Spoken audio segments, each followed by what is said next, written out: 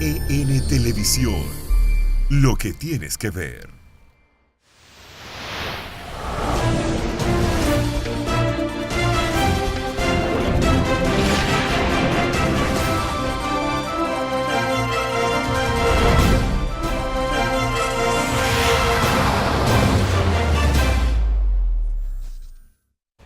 Hola, buenos días. Bienvenidos a esta entrega del día de hoy de Geopolítica. Hoy es lunes, comienza la semana laboral y nosotros estamos en esa condición, comenzando también nuestra semana aquí en Geopolítica.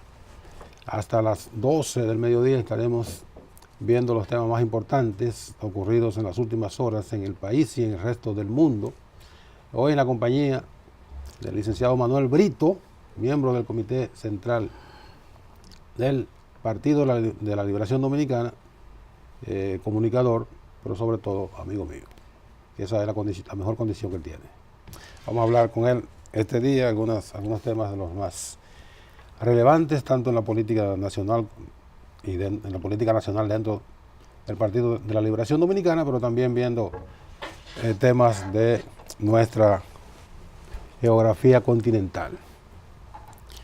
Y recordamos que además tenemos a esta hora el audio en tiempo real en Samantha Radio Online y lo repetimos a las 11 de la noche para mayor cobertura. Así que nos pueden seguir también por ahí y por las redes sociales.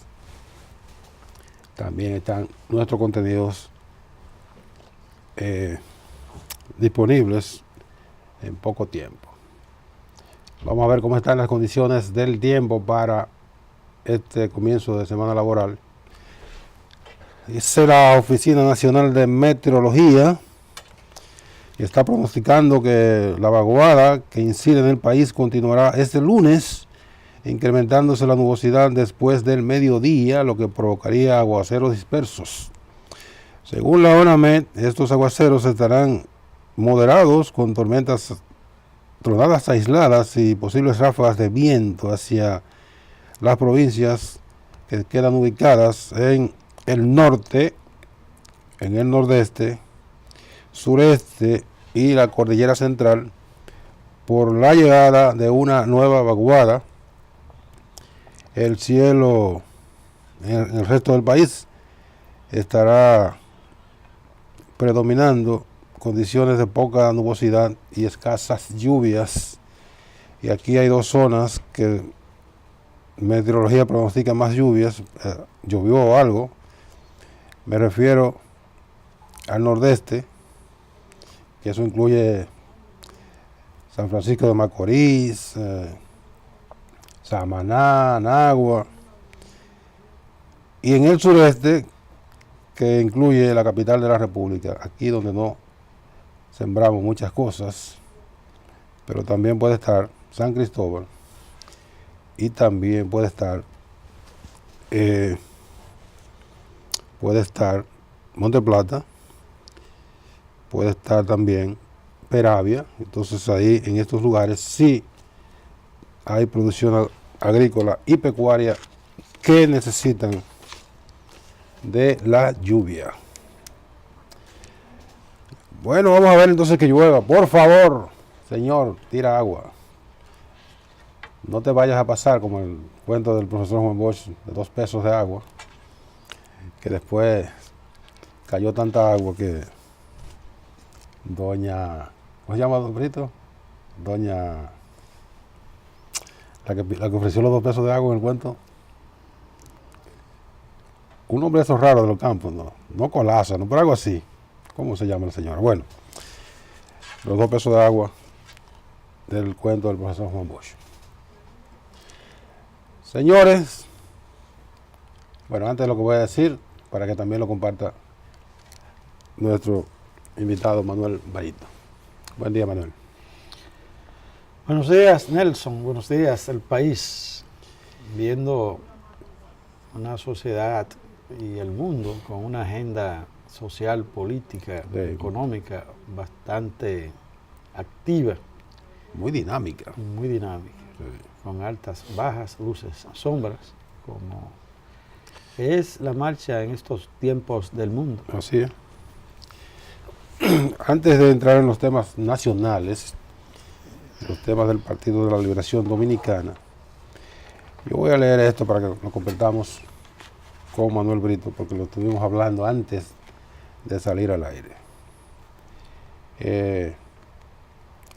Cali, mira si me consiguen el New York Times, la pantalla, la página del New York Times me la ponen en pantalla. Y entonces vamos a hablar de eso. El New York Times trae un reportaje, un reportaje de una investigación que llevó a cabo un equipo de ese periódico, que es un periódico que tiene mucha, bueno, no lo voy a ponderar, que todo el mundo sabe lo que es New York Times, pero tiene un equipo de investigación, reporteros que los radiquen en un lugar o le asignan un tema, y allí no escatiman ni esfuerzo, ni personal, ni recursos para llegar al fondo de una investigación y poder conseguir la mayor cantidad de datos posible que tenga en mente ese periódico destacar y que tenga como interés clarificar o poner en evidencia o bueno, fijar más o menos una posición que se acerque a la verdad de un hecho que a ese periódico le interese. Y el hecho que este periódico investigó en Cúcuta, Colombia, fronterizo con el estado Táchira de Venezuela, que ahí es que hacen la frontera, la investigación arrojó todas las mentiras y todas las manipulaciones y las vagabunderías que tanto el gobierno de los Estados Unidos como el gobierno colombiano pusieron en práctica el 23 de febrero, aquel famoso día en que llegó a Cúcuta, Colombia, comenzó a llegar la llamada ayuda humanitaria destinada a Venezuela. Lo que llegó, obviamente, no era ni ayuda, ni era humanitaria, porque fue todo un concierto de vagabunderías patrocinado por el presidente de Colombia, que se ha revelado como un indeseable peón de la administración de Donald Trump. Y allí también estaban otros dignatarios. El presidente de Chile, que es por igual otro peón de los Estados Unidos. El presidente del Paraguay. Y el inefable secretario general de la OEA, Luis Almagro. Pues recordaremos que ese día iba a entrar esa ayuda humanitaria, que no es humanitaria, ni ayuda ni humanitaria, y se produjo el incendio de 2 camiones que obviamente no llegaron a ingresar al territorio venezolano. ¿Qué pasó? Que de inmediato los medios de comunicación de los Estados Unidos, algunos europeos y estos personajes atribuyeron el incendio del camión al gobierno de Maduro. Se sabe que el camión estaba en el territorio colombiano, pero no, como quiera le atribuyeron que Maduro incendió la ayuda humanitaria. ¿El objetivo cuál era? Decir, este hombre tiene jodido a su país y le mandamos una ayuda y lo que hace es que le incendia. Para estimular la ira. Exactamente, para estimular la ira y crear una conmoción nacional. Y un sentimiento emocional de sensibilidad humana frente al mundo y frente a los venezolanos con esa profusa campaña. Exactamente. Que entonces los venezolanos internamente reaccionaran. Reacciones. Pero como de viejo se sabe que la mentira tiene patas cortas. Muy cortas. O sea, a veces no tiene. No llega lejos. No llega lejos. Se mueve. Otra figura de la mentira es comparada entre la verdad y la mentira. La verdad es un corcho que flota. Y la mentira es un pedazo de plomo que va hacia el fondo. Para el fondo. La verdad siempre va a prevalecer por encima de la mentira. Ahora, mañana, o en el momento que sea, pero siempre va a prevalecer. Va a ser en muchos de los casos un asunto de su tiempo. Su tiempo. Llegó el tiempo. Se sabía de antemano, porque estaban los videos, que había sido una manipulación del gobierno colombiano y de estos sectores que ya hemos hablado. ¿Qué hizo el New York Times? Ponme otra vez el New York Times. Como dijimos, el New York Times destaca a un equipo en Cúcuta y hace un reporte y dice: el incendio de un convoy humanitario dirigido a Venezuela, cuyas imágenes se han reproducido en internet y medios, desatando condena del gobierno de los Estados Unidos contra el presidente Nicolás Maduro, fue causado accidentalmente por un manifestante opositor. Eso lo publicó ayer el New York Times. El diario, que ha investigado esas imágenes junto a otro material de video inédito para reconstruir el incidente ocurrido el pasado 23 de febrero en el paso fronterizo de Cúcuta, Colombia, sugiere que un cóctel molotov, o sea, una bomba molotov, lanzado por un manifestante antigubernamental, fue el desencadenante más probable del fuego. Ese día la oposición esperaba introducir camiones de ayuda humanitaria en Venezuela en medio de una manifestación que se volvió violenta y en la que ardió el envío, supuestamente, de medicinas, algo que también discute rotativo, remitiéndose a la lista de donaciones de los Estados Unidos a una fuente opositora y videos. De acuerdo a la reconstrucción del incidente, la policía venezolana estaba bloqueando el paso entre Colombia y Venezuela para que no entraran los camiones de ayuda, y se observa una bomba casera hecha con una botella volando sobre las fuerzas de seguridad de Colombia.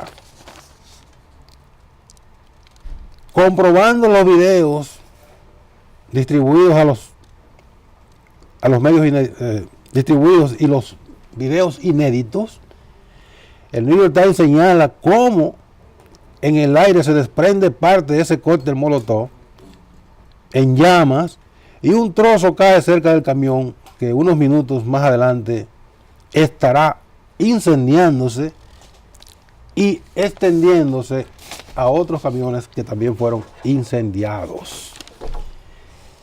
Pero además, el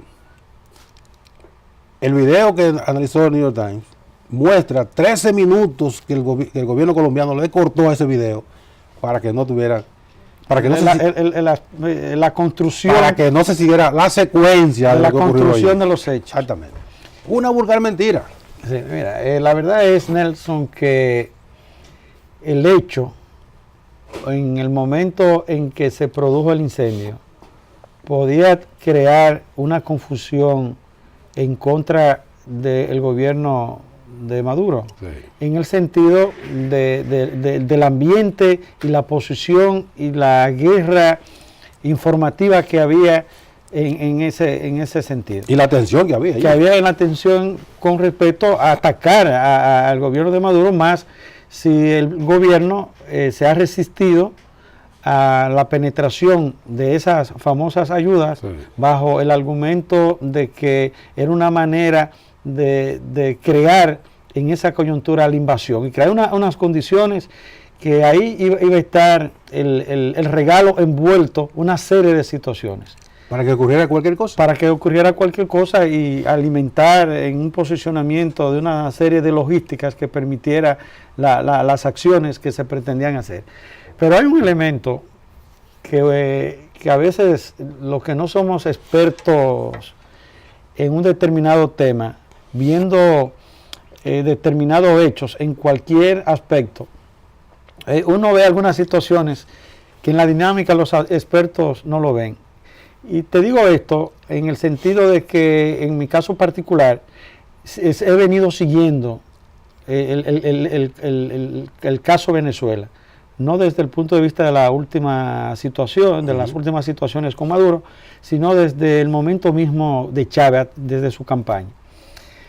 Y yo veo, y tú no creo, no sé si lo has escuchado, que el elemento que pudiera existir, observo yo, y me dio de una vez la idea, antes de incluso del reportaje del New York Times, porque nunca pensé y creí que el gobierno de Venezuela iba a ser tan torpe para hacer una maniobra así. Claro que no. Desde el punto de vista de accionar en la corriente de que lo están atacando. Bueno, y yo vi cuando la comunidad internacional se ve atrapada en no lograr que entrar las ayudas, entonces el aspecto más contundente de derrota era de que tuviera esos camiones dando reversa hacia atrás. Sí. Entonces tenía que ocurrir el hecho para ese impacto que ellos entendieran menos peligrosos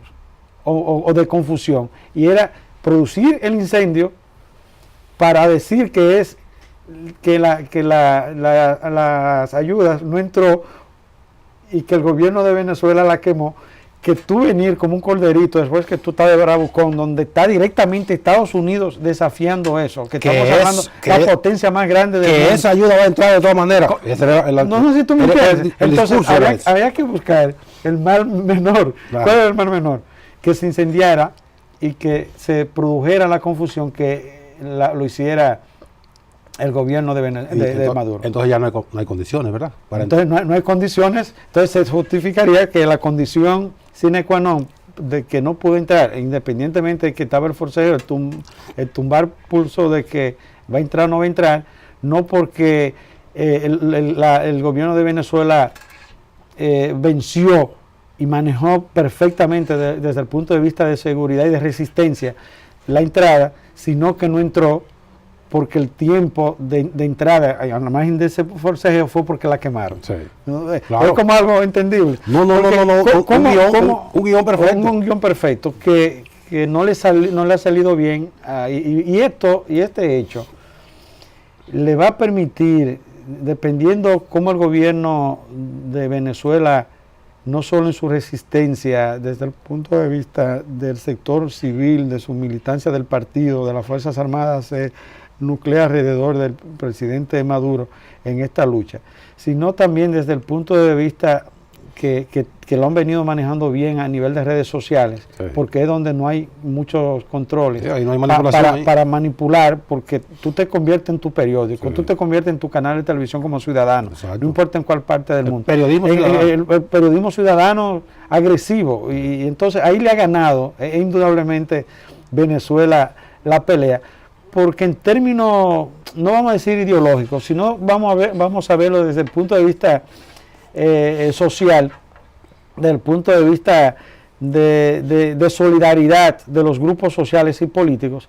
Ese sector ha venido en el mundo teniendo un interés en el manejo de las redes sociales, sí, por el hecho mismo de lo que uno conoce que se han dado en el mundo, en Europa, de estos grupos y estos movimientos y estos partidos alternos en el Medio Oriente, que ha permitido desarrollar esa corriente profusa de información. Y ahí le ha ganado Venezuela el pleito a la comunidad internacional aliada a Estados Unidos. Entonces, si Maduro este hecho y el equipo lo maneja bien, de una manera de demostrar cómo es que viene obrando Estados Unidos y esa comunidad para tumbarlo desde el punto de vista de borrar el derecho institucional que tienen los venezolanos para manejar sus cosas. Sí. Esto va a servir para que una franja importante de la comunidad internacional despierte en el entendido de ver de que real y efectivamente en otros hechos, en otras situaciones que están en debate frente a Venezuela, hay real y efectivamente una manipulación y un daño de hacer, que el monstruo o el camello no es tan feo como lo están vendiendo. No sé si tú me entiendes. Claro. Porque esto es un elemento de que, óyeme, convenció y confundió a una franja importante de la comunidad internacional y de sectores que de una u otra manera, al margen de que uno sabe qué manipulación estaba existiendo, alrededor de la gente que venía apoyando la institucionalidad en Venezuela, de que sean los propios venezolanos que resuelvan su situación interna, una serie de situaciones, que no es que este sea bueno, que este sea malo, sino que sean los venezolanos que busquen su salida. Eso es lo fundamental, permitir que los venezolanos se maten entre ellos, políticamente hablando, sin que ningún factor externo esté metiendo las narices, metiendo las manos allí de manera descarada, provocando situaciones para justificar pasos siguientes. Este reportaje del New York Times, que a lo mejor ahorita comienzan a desmentirlo, porque son tan descarados que no tienen no lo van a admitir. Nunca van a decir que sí que se equivocaron. No lo van a decir. Van a desmentir al New York Times. Pero ese reportaje es el puntillazo para demostrar. Sabíamos que hay una conspiración. El nivel de manipulación y de conspiración de daño para sacar de toda manera a Maduro. Es para saber que hay una manipulación vulgar que tiene la intención de crear internamente un desquiciamiento social,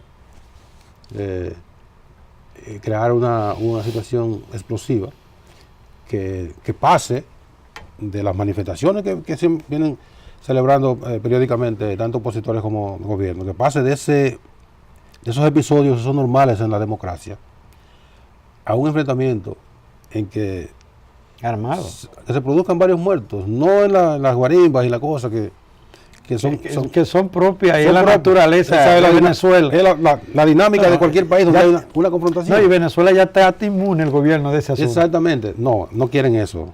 Lo que están buscando es algo más profundo y peor, que demuestre el carácter criminal del gobierno venezolano y justificar, para justificar entonces un paso posterior. Una invasión es una invasión y una conspiración directa a la vida misma de Maduro. Exactamente, porque hay todo un guión que se viene elaborando desde el 23 de enero, cuando el payaso se paró en una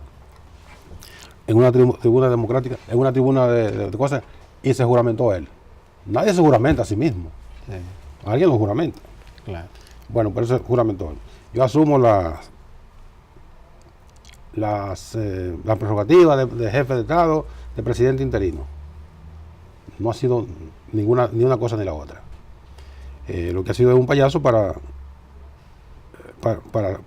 dejarse utilizar como tonto útil de los Estados Unidos, que tiene una agenda oculta, una agenda que está por detrás de estos tontos útiles, que todo el mundo sabe cuál es, y quizá ellos no se la crean, pero si tuvieran la oportunidad de que realmente se convirtieran en gobierno, verían que su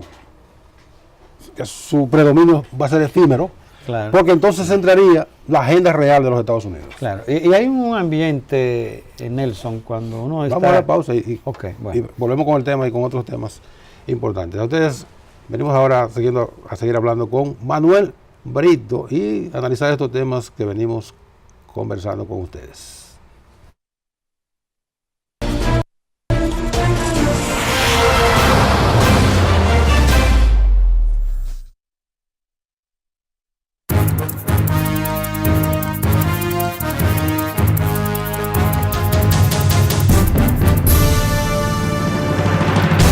Hola amigos, Carmen Martínez les acompaña en este boletín de noticias. La Oficina Nacional de Meteorología informó hoy que para esta tarde se incrementarán los aguaceros débiles a moderados, posibles tronadas y ráfagas de vientos aisladas hacia las regiones noreste, norte, sureste, la cordillera central, inclusive el Gran Santo Domingo. Tendremos detalles de estas y otras informaciones en nuestra primera emisión de noticias a la 1 de esta tarde.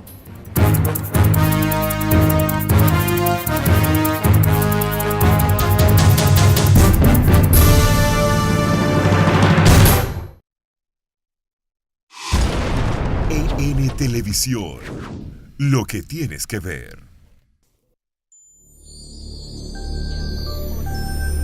EN Televisión, lo que tienes que ver.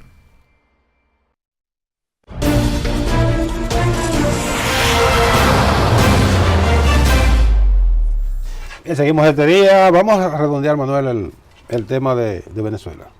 Antes de la pausa tenías otras observaciones.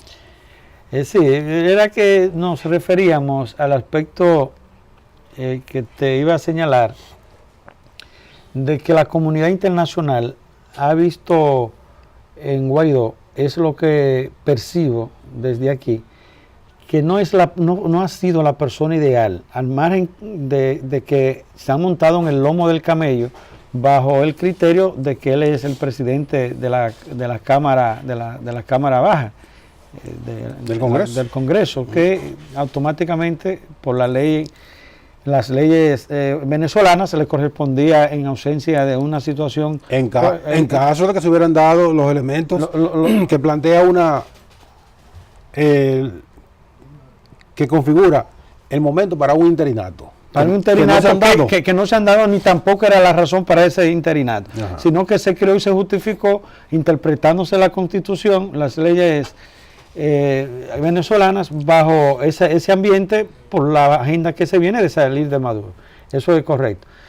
Pero yo percibo que la comunidad internacional que está alrededor de sacar a Maduro, y de manera muy particular los americanos, que es quien lleva el liderazgo, por el interés que todos conocemos, sí, han observado y se han convencido de que Juan Guaidó no tiene el talento, no tiene la capacidad política, el carácter, el liderazgo para poner esa agenda, esa gran empresa, a llevar a cabo esa situación. Y eso no hay que teorizar mucho, ahí están los hechos. Entonces no le ven a él la capacidad creativa de llevar a cabo esa envergadura, el peso, la profundidad, el escalado que tiene esa situación. Entonces, eso va a permitir que Maduro, el gobierno venezolano, constitucionalmente establecido, gane tiempo en su recomposición, y más con todos estos hechos. Y ha ido recuperando aire, no, y se nota. Y cada vez más se siente el debilitamiento hasta de los partidarios de Juan Guaidó en seguir la lucha, porque han visto que es una agenda fallida. Sí, incluso, mira, si tú ves hoy, en el día de hoy, te lo pudiera enviar el más reciente espacio público de presencia pública de Juan Guaidó. Cuando tú oyes, y nosotros que venimos desde juntas de vecinos y en organizaciones comunitarias estudiantiles, cuando tú dices de que estamos cansados, oye, es porque ese elemento de pedir si estamos cansados o no, y estimular que no nos cansemos, es porque hay una debilidad de situación. Hay indicios en esa dirección. Entonces, en el último video de su presencia pública, él está diciendo, estamos cansados para seguir la lucha. 2 o 3, no, estamos decididos a seguir luchando. Sí. Entonces, ya eso te dice a ti que hay una preocupación en ese sentido. Entonces, por ahí hay un ambiente sumamente importante, porque es de observarse que un diputado, señores, de un estado, de una comunidad en Venezuela, que son 3 votos, que no encarna un liderazgo desde el punto de vista, solo en el caso de los que votaron en México por López Obrador, solo. ¿Dos veces Venezuela? 2 veces Venezuela. Tiene 2 veces Venezuela, más un diputadito que lo agarran en un parque. Oye, eso es como agarrar, guardando la comparación de una situación como que se diera en el país, y tú agarrar la provincia más apartada, más pobre y de menor población, Elías Piño Pedernales, y tú agarras el diputado de ahí, porque haya coincidido que ese diputado, por la razón que sea, lo hayan hecho presidente del Congreso. Bueno, hay que decir, por alguna razón, y los nombres, sin un peso político de llegar ahí, ni social, ni de liderazgo en la sociedad venezolana. Hay que decir que cuando un candidato es escogido diputado, no importa la cantidad de votos que haya obtenido, ya está al nivel del más votado. Pero vamos a suponer, oigan esto, Venezuela tiene 31 millones de habitantes, la República Dominicana tiene la tercera parte, 10 millones. Sí. A Juan Guaidó lo eligieron 17,000 personas. Es lo que te digo. A Lucía Medina le eligieron 27,000 personas. El doble casi. Exactamente, casi el doble. 10,000 personas más votaron por Lucía Medina Así es. en San Juan de la Maguana, que por este supuesto presidente encargado, que lo votaron 17,000 personas. Maduro fue unas elecciones que supuestamente fueron amañadas, pero votaron 6 millones por él.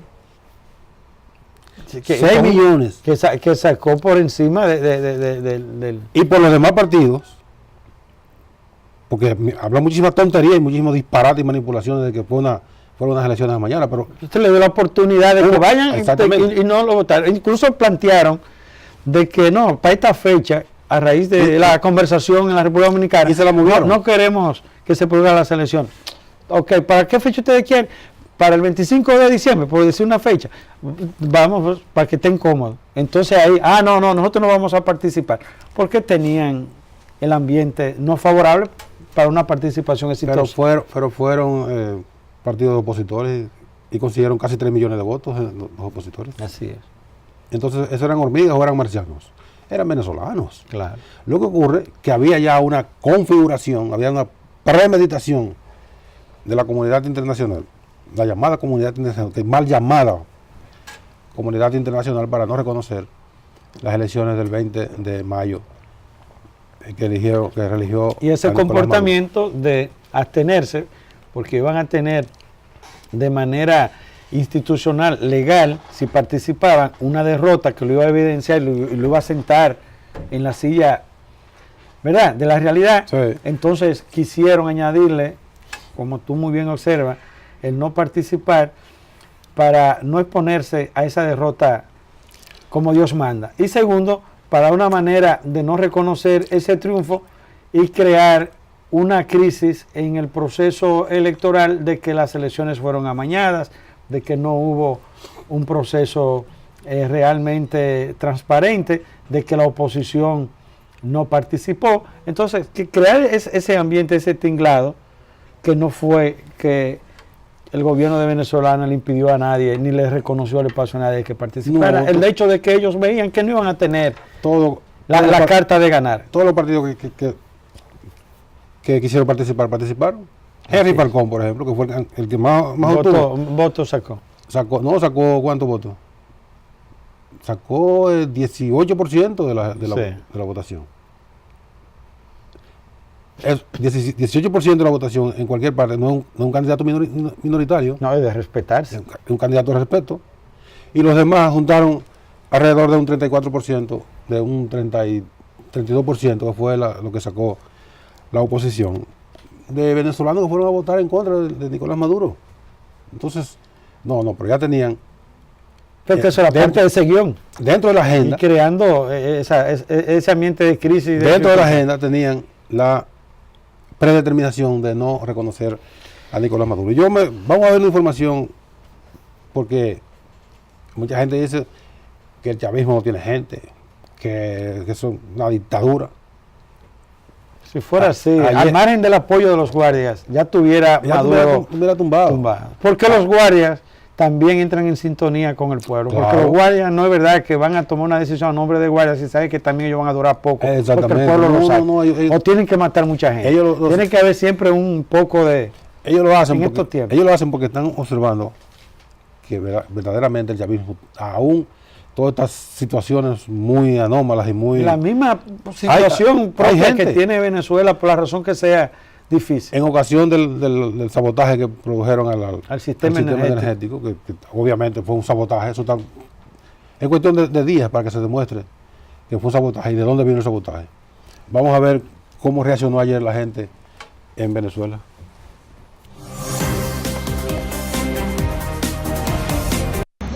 Atravesaron la capital de Venezuela en otra jornada sin energía eléctrica y llegaron hasta el Palacio de Miraflores, la sede del gobierno en Caracas, para respaldar a Nicolás Maduro y para denunciar la nueva etapa de la agresión de Estados Unidos contra Venezuela. Y ellos deben estarse preguntando, como un pueblo que hemos tratado de arrodillar, que no tiene metro, que no hay transporte, que no se ha podido comunicar por las redes sociales, ¿cómo es posible que hoy haya salido en Huracán a decir que Nicolás sigue en Miraflores con el pueblo. Aquí aseguraron que los Estados Unidos dirige el sabotaje al sistema eléctrico venezolano que dejó sin servicio a la mayor parte del país por más de 2 días. El gobierno norteamericano se adjudica y se acredita los hechos terroristas contra nuestro pueblo al dejar a la población sin luz, sin ningún descaro.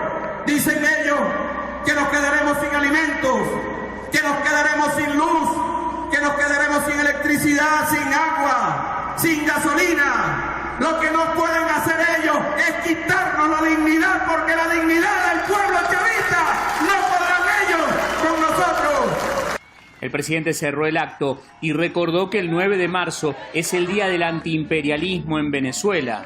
Estamos ante la más grave agresión del imperialismo norteamericano contra nuestra patria Venezuela en toda la historia de 200 años de república. Hemos venido conteniendo y derrotando día por día, semana por semana, todas las agresiones. El presidente Nicolás Maduro ratificó en este acto que es la derecha venezolana la que está detrás del ataque al sistema eléctrico venezolano y le pidió al pueblo máxima disciplina y nervios de acero para afrontar esta situación que dijo ya se está solucionando. Marcos Salgado, Hispan TV, Caracas.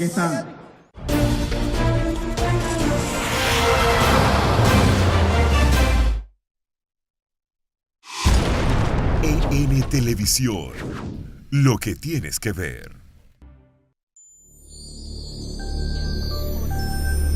EN Televisión, lo que tienes que ver.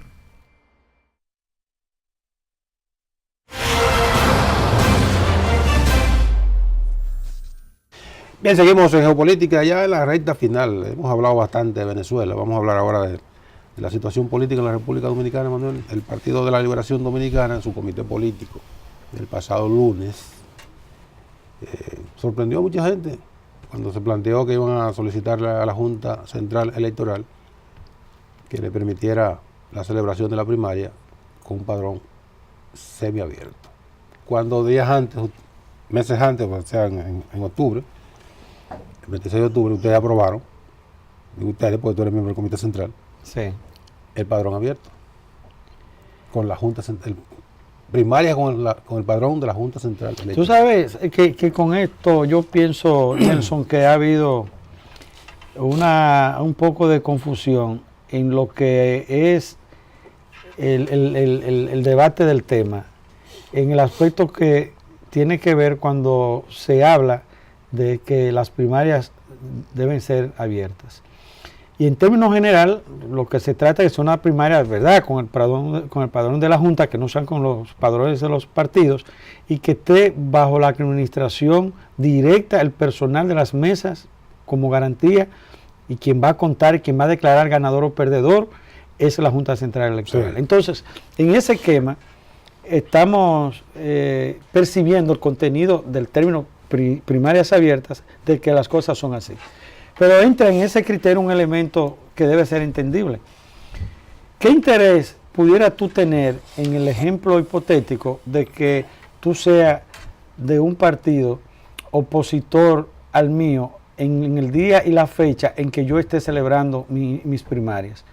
Tú no puedes tener interés en ir a votar por los candidatos de mi partido. Claro que no. Teóricamente. Teóricamente, desde el punto de vista del interés tuyo para votar en tu partido y por tus candidatos de tu preferencia. Pero además de eso, por lo que sería la imagen de la sumatoria de tu partido, ya de manera institucional, y de ti de particular, de que entonces esos se le excluirían a tu partido, porque ya entonces tú no va a aparecer entonces votando en el partido tuyo, y eso mermaría, que es un elemento también importante, de qué cantidad de personas pudo haber votado por tu partido. Le resta impacto al número, al volumen, claro, de la cantidad de simpatizantes, de gente que tiene tú. Y eso va en detrimento del partido como que impacto a haga las eso. elecciones nacionales. Sí, sí. En el sentido que esas primarias, déjame decirte como yo la percibo en el tema, en ese tema que tú muy bien observas, es un preámbulo de una encuesta a una, como decimos, a boca de urna. Es una encuesta práctica. Práctica a boca de una previa, en el sentido de que va a dar una señal la cantidad de gente que vote en ese proceso, en ese esquema, de cómo le pudiera ir a un partido de las elecciones nacionales. Entonces, ¿qué ocurre? Para yo terminarte ya brevemente la idea. De que entonces, si tú no tienes un interés de votar y no lo puede tener ni el partido, de que vote en mi partido ya que yo tenga mi primaria, entonces hay que excluirte de ese padrón para que entonces estén bajo este esquema el padrón de mis primarias.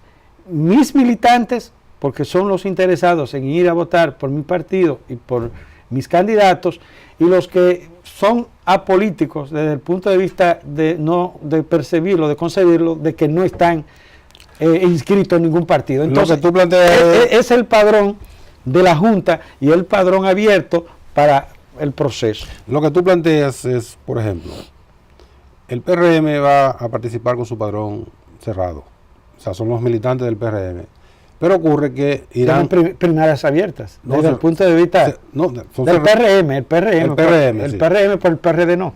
Va con su... El PRM, vamos a... Sí, el PRM que es quien la tiene cerrada. Va con su padrón. A pesar que se deshuesó diciendo que quería primarias abiertas. Bueno, pero ya por asunto interno de ellos decidieron primarias con el padrón del PRM. Entonces lo que tú señalas es, con bastante razón, si yo soy del PRM y me molesto en ir a votar hacer una fila, una cosa, no tendría ningún sentido yo votar por el PLD, por un candidato del PLD, es que con la intención de crear problemas internos del PLD. O sea que el que se molesta de un partido va a ir a votar por ese partido. Y eso aplica para todos los partidos además. Pero la crítica mía al pedimento del PLD, que afortunadamente varios miembros del comité político han dicho que no están de acuerdo con eso, es que ¿cuál fue el fundamento del pleito previo a la aprobación de la ley de partidos? Las primarias abiertas. Ese era el tema de discusión, no era ni la ley de partidos. El pleito era porque primarias abiertas o primarias cerradas. Ok, se impuso el criterio de las primarias abiertas. ¿Y por qué salir ahora 2 meses y medio antes de la primaria con esto de que vamos a pedir a la Junta que permita? Sí, porque óyeme yo no entiendo eso. Mira, ha sido evidente observarse, y la gente no es tonta ni perezosa, en el seguimiento de temas de esta naturaleza que tienen el alto perfil en la discusión en el país. Y quiero decir esto en el sentido de que desde el litoral del compañero presidente Danilo Medina había el interés de que se produjeran las primarias abiertas. Sí. Y una vez aprobadas como tal y un escenario distinto desde el punto de vista del posicionamiento que ha venido teniendo en la población el presidente Fernández, se ha entendido que lo que se vio en un momento una ventaja, ahora es una desventaja. Y no hay duda de que uno siente el nivel de pataleo, de inconformidad y de buscarse un bajadero en hasta incluso haberse lamentado la aprobación de la ley de partidos con primarias abiertas. Por ahí es que anda la cosa. ¿Tú lo percibes así? No, es así, desde el punto de vista de buscarse esa situación. Y eso está en el entendido de que se podía ver que por una situación que tiene el gobierno, el funcionariato, hasta el propio presidente Medina, con la estructura partidaria de un nivel de inconformidad por la poca participación del PLD como partido en los enclaves de los puestos del gobierno, no tomado en cuenta sin una autoridad política frente al gobierno, y uno ve muy pronunciada la participación de la sociedad civil en los puestos de mandos a todos los niveles, de mandos bajos, medios y altos del gobierno, hasta el punto que se le ha enrostrado y se le ha observado al gobierno del presidente Medina que solo él y Carlitos son los que están en el palacio como militantes del PLD, como partido, como símbolo peledeístas partidarios. Sí. Entonces se vio en un momento que las primarias cerradas, con ese rechazo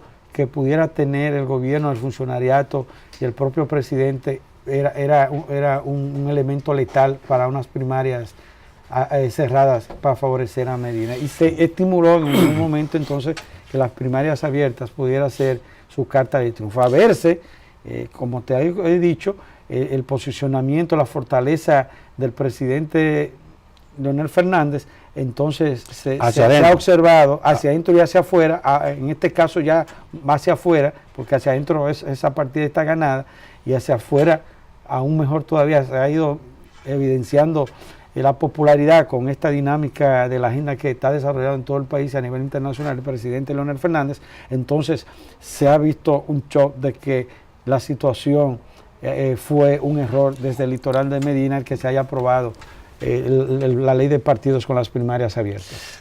O sea que... Y ahí hay ese ambiente de duda, de confusión, de lamentación, de cómo las cosas han salido. Entonces lo que hay es del otro lado. Es un subterfugio lo que hay entonces. Indudablemente. Según tú lo planteas. Indudablemente. Por eso se debe recordar que el presidente Leonel Fernández insistía de que no era tampoco en su sentimiento, en su espíritu, un interés de plantear de que él esté a favor o en contra de que las primarias sean abiertas o cerradas. Y recordemos que en un momento dijo que por qué temerle en el caso de él, o pensarse temer, que él pueda temer a las primarias abiertas, si él ha sido, con mucha razón observaba, presidente en 3 ocasiones por encima de un 50%, y por qué yo temerle a eso, sino que la discusión en sentido general era un aspecto constitucional sí. de buscarse el consenso desde el punto de vista de la ley, desde el punto de vista de la Constitución y desde el punto de vista también de una decisión que esté bajo el consenso incluso del partido, que ni el propio PLD estaba consensuado en esa dirección. Pero bueno, todo se aprobó, todo se ha decidido y ahora hay que administrar la cosa bajo el contenido constitucional de la ley. Pero parece que la opinión predominante en el comité político es que la Junta no acepte ese planteamiento, que creo que ni siquiera se lo van a presentar, porque por ejemplo, el delegado político del PLD ante la Junta, Monchi Fadul, dijo que no estaba de acuerdo con eso. Y otros miembros del comité político. Que no estaba de acuerdo con qué específicamente. Porque Monchi está de acuerdo con todo y con nada está de acuerdo. No, pero Monchi solo está de acuerdo con que le digan a estar de acuerdo. No. Y por eso actúa y trabaja en esa dirección. Pues no tiene cabeza propia. Hay gente que tiene cabeza propia porque un cuerpo tiene que tener una cabeza. Bueno. De modo. Pero en el pensar de esa cabeza que pueda tener una persona, está más inspirada en la agenda que le dicen que lleve. Y para eso lo ponen y están. No tiene decisión propia. Por un asunto de esos compromisos, y hay gente que actúan en esa dirección así. Y se prestan a eso y actúan así. Compromiso de un cargo. Sin importar la institucionalidad, si lo están haciendo bien para su legado como persona y como individuo, como decía Juan Bosco, que individuo porque es indivisible. Hay muchas personas que en ese sentido no se prestan. Yo te voy a preguntar nada más en 10 segundos. No hay tiempo. Incluso no. Tú lo puedes responder con un... ¿Sí o no? ¿Tú crees que a Monchi le importe un pito la historia? No tiene ese sentido de legado de la historia. ¿No? Pues ya. No creo.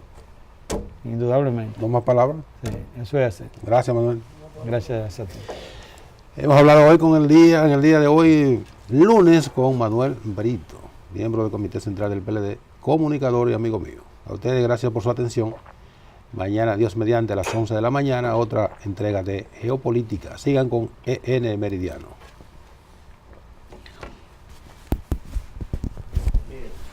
Una pela diario tú venías en el programa.